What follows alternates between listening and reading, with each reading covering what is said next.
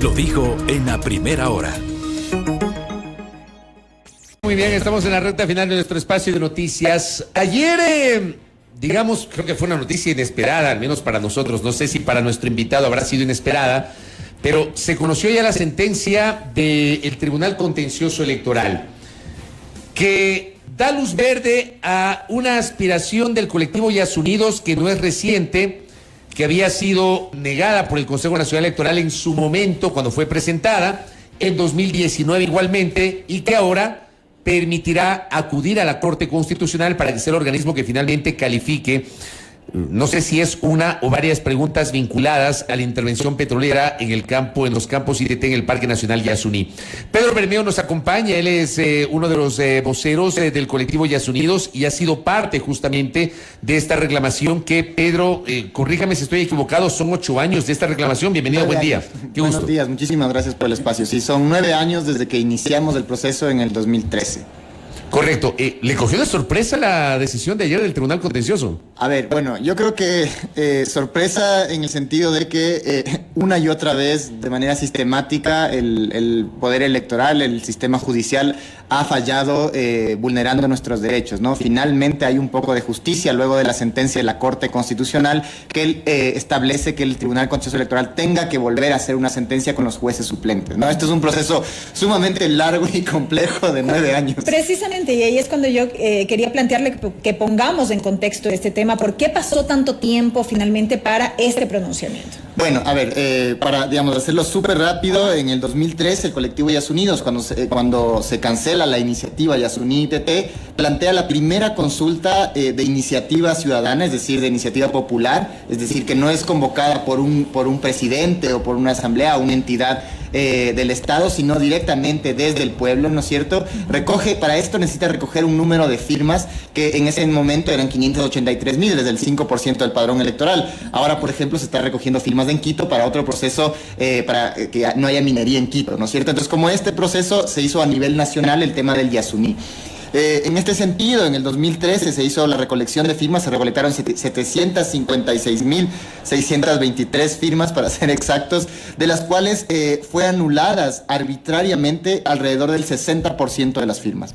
Y ahora sí podemos decirlo en todas sus letras, porque hay una sentencia de la Corte Constitucional, del Tribunal Contencioso Electoral, que establece que se vulneraron los derechos de participación en ese momento, tanto en el 2013, en el 2014, cuando hubo la sentencia del Tribunal Contencioso Electoral de ese momento, en el 2018, cuando nuevamente se hace una auditoría al proceso y se demuestra que hay esas arbitrariedades, y en el 2019, que el Consejo Nacional Electoral y el mismo Tribunal Contencioso Electoral vuelven a negar arbitrariamente, y es así como llegamos a la Corte Constitucional. Pero antes de llegar justamente a eso, en la primera parte, la negativa fue porque no completaron las firmas. Ajá, esa fue la primera. El argumento del Estado, del Consejo Nacional Electoral de ese momento, de Domingo Paredes, era que no llegamos a las firmas necesarias. ¿Que eran cuántas? Eran 583,000 firmas. ¿Cuántas presentaron? Presentamos 756,000 y se necesitaban 583,000. Sin embargo, nos anularon el 60%. Pero ¿cómo nos anulan las firmas? Nos anulan las firmas por cuestiones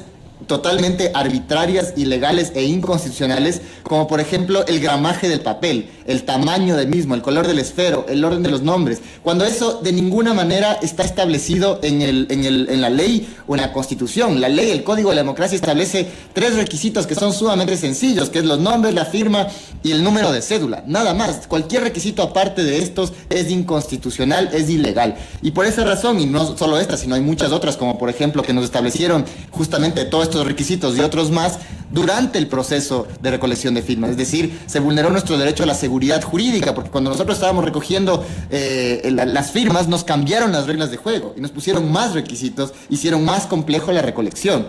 Por esta razón, en el 2018, cuando el Consejo Nacional Electoral hace una auditoría al proceso de la verificación de las firmas del colectivo Yasunidos, se evidencia que hubo todas estas vulneraciones que el colectivo Yasunidos siempre denunció. Y es así como vuelve el trámite al Consejo Nacional Electoral, y el Consejo Nacional Electoral en ese momento ya no nos niega las firmas por no tenerlas, sino porque ya por la personería jurídica, porque no teníamos la representación de Yasunidos, porque Yasunidos es un colectivo de hecho y no de derecho. y nos niegan... O sea, perdón que me interrumpa, Pedro. Les negaron igualito que, digamos, una de las razones por las cuales voy a hacer la comparación porque me da la impresión que se relacionan. Hace poco el CNE negó negó el proceso de revocatoria por el tema de que fue un colectivo de hecho y no de derecho. Digo, sí, eso es totalmente inconstitucional. Justamente, digamos que la Constitución establece que cualquier persona puede agruparse como considere. No existe una forma específica de hacerlo y tampoco es un requisito ser una organización de derecho para tener un proceso electoral como este. El caso del colectivo Yas Unidos, como lo demostró el mismo Tribunal Contencioso Electoral ya en el 2019. En el 2019 el Tribunal Contencioso Electoral falla a nuestro favor en ese sentido y dice que a pesar de que no somos los firmantes iniciales, porque el firmante inicial ya se había muerto en ese momento, nosotros sí somos los representantes legítimos del colectivo Yas Unidos, y así ha sido reconocido en 1 millar de oficios que presentamos ante el Tribunal Contencioso Electoral por el mismo Consejo Nacional Electoral. Por lo tanto, en ese momento, en el 2019, se nos reconoce que somos los peticionarios, los representantes de Yas Unidos, se nos da la legitimidad activa, se llama en derecho.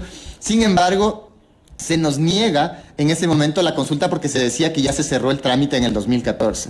Es decir, se nos niega por una cosa, pero se nos da la legitimidad en la otra. Básicamente nos pasan la pelota de un lado a otro. Es así como nosotros presentamos una acción extraordinaria de protección ante la Corte Constitucional. Solo para que tengan una idea, en estos 10 años hemos presentado más de una decena de procesos judiciales justamente por todas las vulneraciones que han habido. Pero en este caso, ante la Corte Constitucional, hace pocos, en febrero de 2022, la Corte Constitucional reconoce que hay una vulneración a nuestros derechos de participación, a nuestros derechos en la motivación de la sentencia.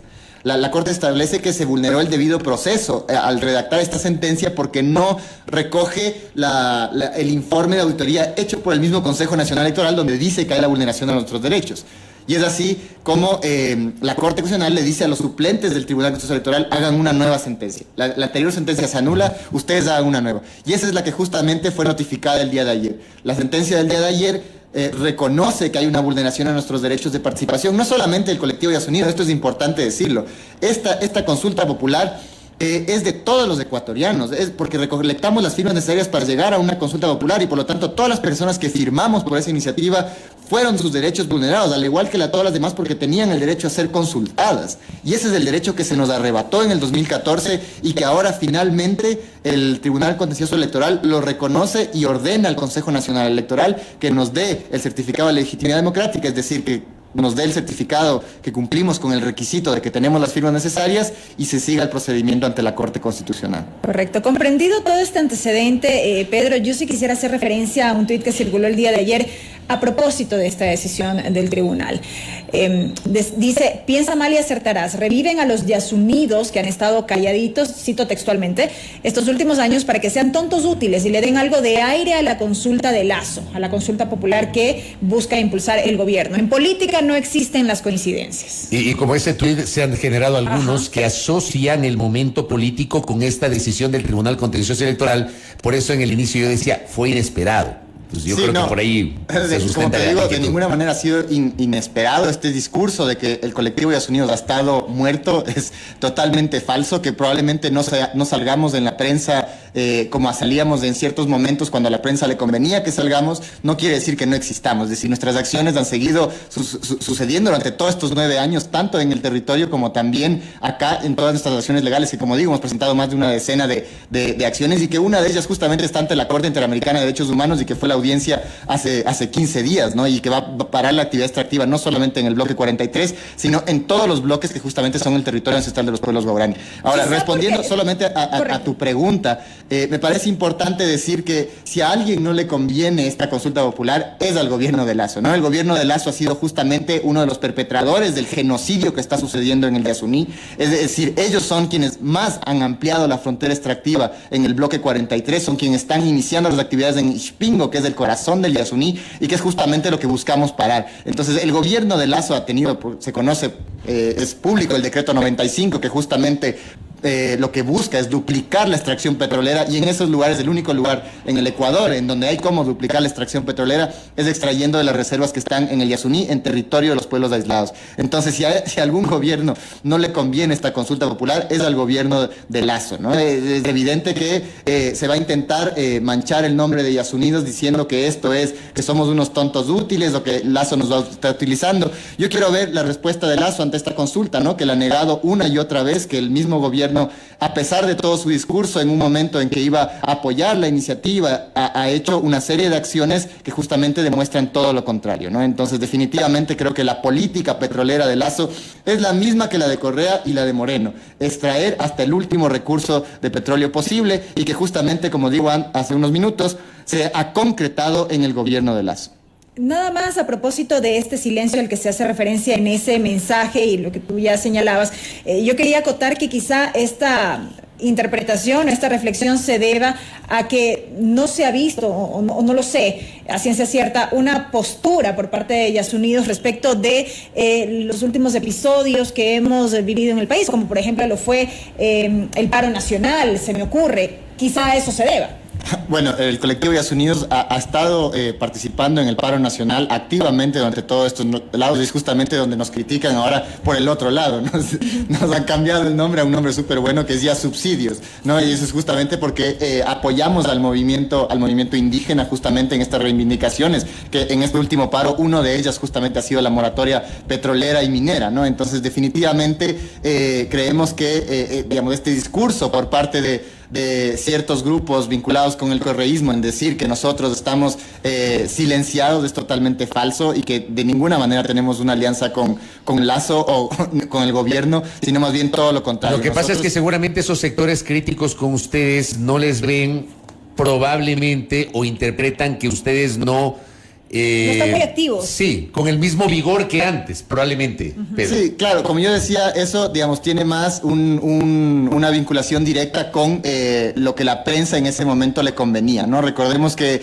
en el 2014, 2013, a la prensa le gustaba mucho al colectivo Yasunidos, gustaba mucho lo que hacía el colectivo Yasunidos, porque era un colectivo que, si bien no estábamos en contra del gobierno, estábamos en contra del extractivismo, y en ese momento se veía que era en contra del correísmo, ¿no? Y por lo tanto le convenía a la prensa, a los grandes medios, sacarnos en sus canales, ¿no es cierto? Porque era algo en contra del gobierno, y en ese momento ellos estaban en contra del gobierno. Ahora, como están a favor de Lasso, esas cosas ya no se hablan. Pero no quiere decir que no sigamos haciendo. Es decir, como tenemos el caso ante la Corte Interamericana de Derechos Humanos, tenemos una serie de medidas cautelares, de acciones de protección, de acceso a la información, y un montón de acciones directas nos hemos tomado el Ministerio de Hidrocarburos con las mujeres amazónicas, el mismo Consejo Nacional Electoral. Todo eso no ha sido en el gobierno de Correa, sino en el gobierno de Moreno y de Lasso, ¿no? Ya quedando claro este punto, volviendo al tema central de esta entrevista, ¿de aquí en más qué luego de esta decisión del tribunal?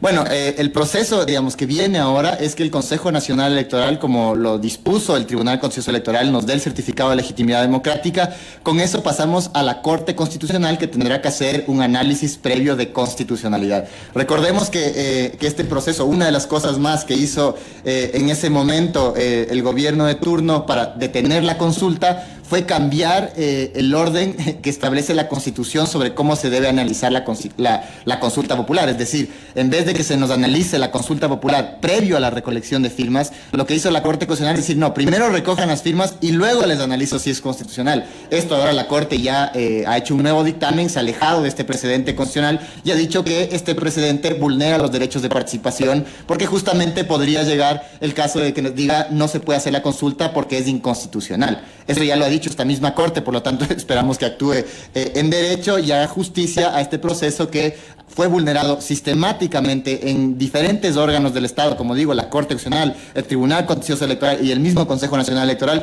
reiteradas ocasiones, y que finalmente haya justicia. ¿Es una sola pregunta? Sí, es una sola pregunta que dice, ¿está usted de acuerdo en que el gobierno ecuatoriano mantenga el crudo del ITT indefinidamente en el subsuelo, sí o no? La Corte Constitucional tiene que, en su calificación, decidir si esto se resuelve por consulta popular, si es una enmienda constitucional, una reforma constitucional parcial. No, esto ¿Qué es una debe hacer consulta popular. ¿Pero qué debe hacer la Corte Constitucional en ese sentido? Sí, o sea, digamos, este proceso nace del artículo 104 de la Constitución, de donde se reconoce los mecanismos de democracia directa. Bueno, y uno de esos es la consulta popular de iniciativa ciudadana. Así es. Entonces, cuando la ciudadanía se organiza, recolecta un número determinado de firmas, puede convocar a una pregunta sobre cualquier asunto. Eso es lo que dice la Constitución. Y esa pregunta ya lo hizo el colectivo Yas Unidos, ya la presentó, ya se recogieron las firmas. Ahora ya tenemos el dictamen de la certificación de que tenemos las firmas necesarias. Lo único que falta es que la Corte Constitucional nos dé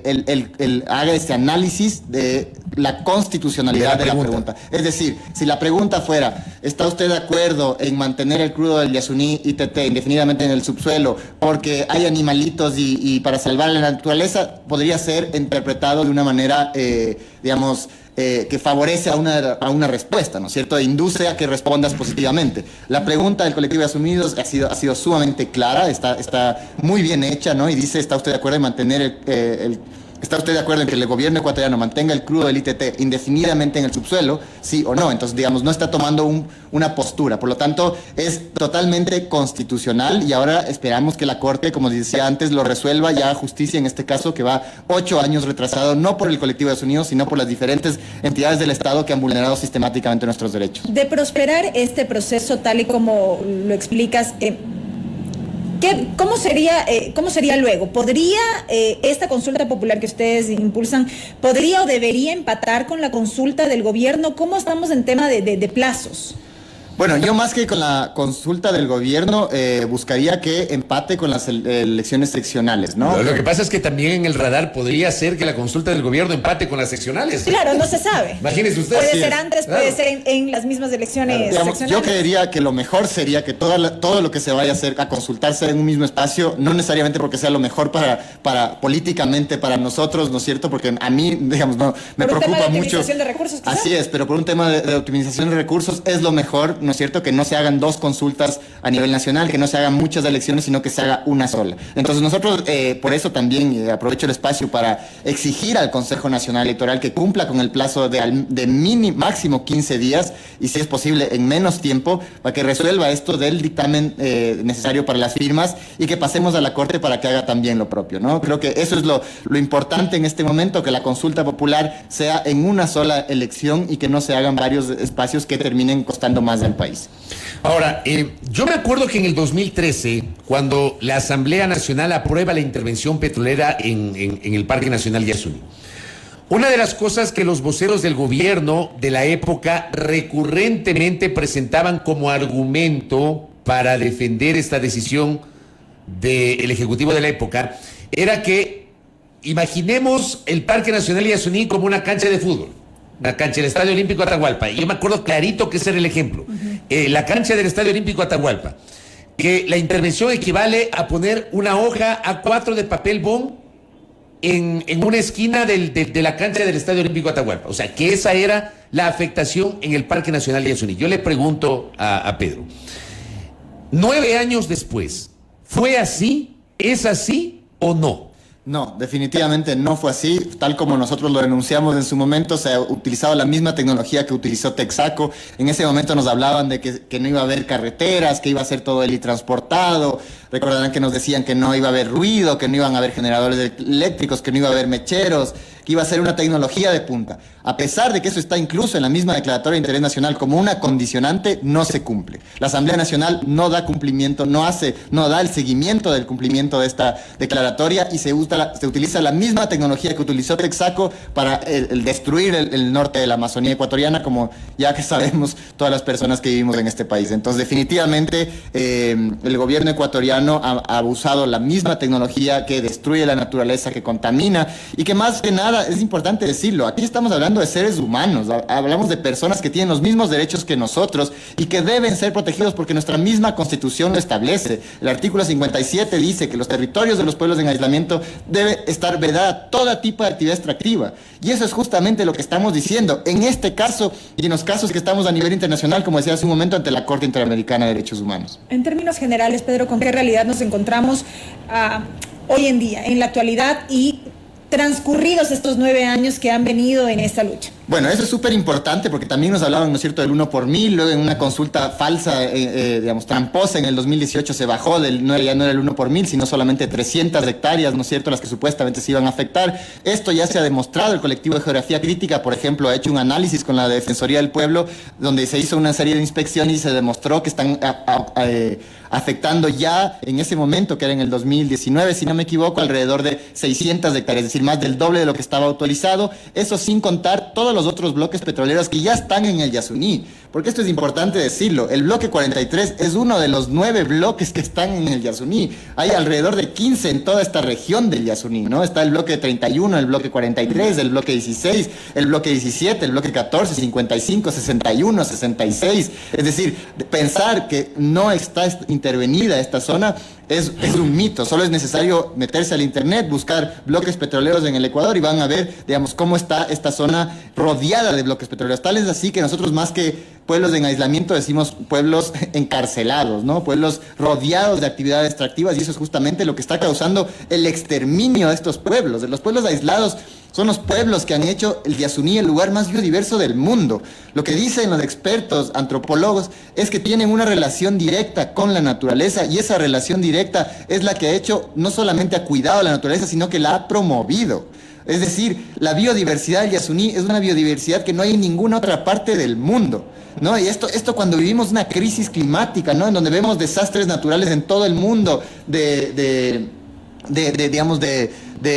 lluvias ácidas, de granizo, digamos, de 10 centímetros cada bola de hielo, ¿no es cierto? Donde hay aluviones, donde hay tormentas, donde hay inundaciones, donde hay sequías. Justamente la única forma que lo ha demostrado la IPCC y los Institutos de Energía es dejar el crudo bajo tierra. Esa es la solución para no subir más de 1.5 grados del planeta. Y justamente eso es lo que se propuso con la iniciativa Yasuní TT y con lo que lograríamos con esta consulta popular. Correcto, lo que decía la sentencia del Tribunal Contencioso Electoral, una vez que se ejecutaría, el Consejo Nacional Electoral tendrá 15 días para hacer lo que le corresponde a nivel administrativo y de allí trasladar el tema a la Corte Constitucional. Habrá que ver cuánto tiempo se toma la Corte en ese sentido. Solamente te interrumpo un segundo. No es que le da la opción de que analice ya. No, ahí no puede ya analizar. Sí, simplemente tiene que enviar a la Corte Constitucional. Así termina siendo, eso dice la sentencia. Gracias, Pedro, por la gentileza. A ustedes, muchísimas gracias por la invitación. Veamos cómo pasa este tema y cómo resuelve la Corte Constitucional. Gracias a Pedro Bermeo del colectivo Yasunidos. 8:59. Primera plana. Todas las noticias, todas las voces.